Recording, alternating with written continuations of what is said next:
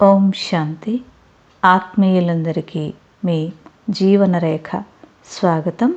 నమస్తే.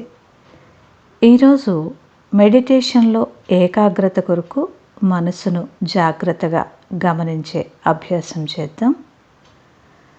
ధ్యానం చేయడానికి మనసు ఏకాగ్రత లేదని ఫిర్యాదు చేయడానికి బదులుగా ధ్యానం మనస్సు యొక్క అలౌకిక ప్రయాణం అని అర్థం చేసుకోవాలి.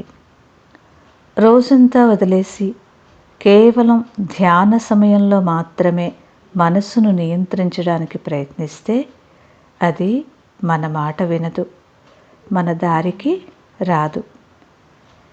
ఖాళీ మనస్సు బాధ్యతారహితంగా ప్రవర్తిస్తుంది.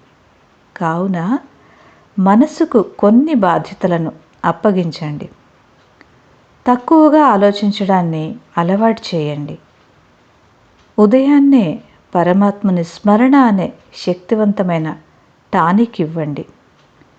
శుభకరమైన ఆలోచనలను అల్పాహారంగా ఇవ్వండి.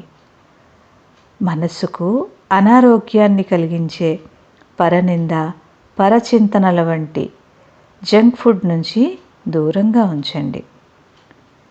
ప్రతి గంటకు 1 నిమిషం పాటు మనస్సును ప్రకాశమయ స్వరూపుడగు పరమాత్మ వైపు మళ్లించి మితిమీరిన ఆలోచనల స్థూలకాయాన్ని నివారించండి. పరమాత్మని ప్రబోధాలకు దగ్గరగా ఉండే మెడిటేషన్తో చక్కటి ఫలితాలను పొందవచ్చు. సదా ధ్యాన స్వరూప భవ. ధన్యవాదాలు.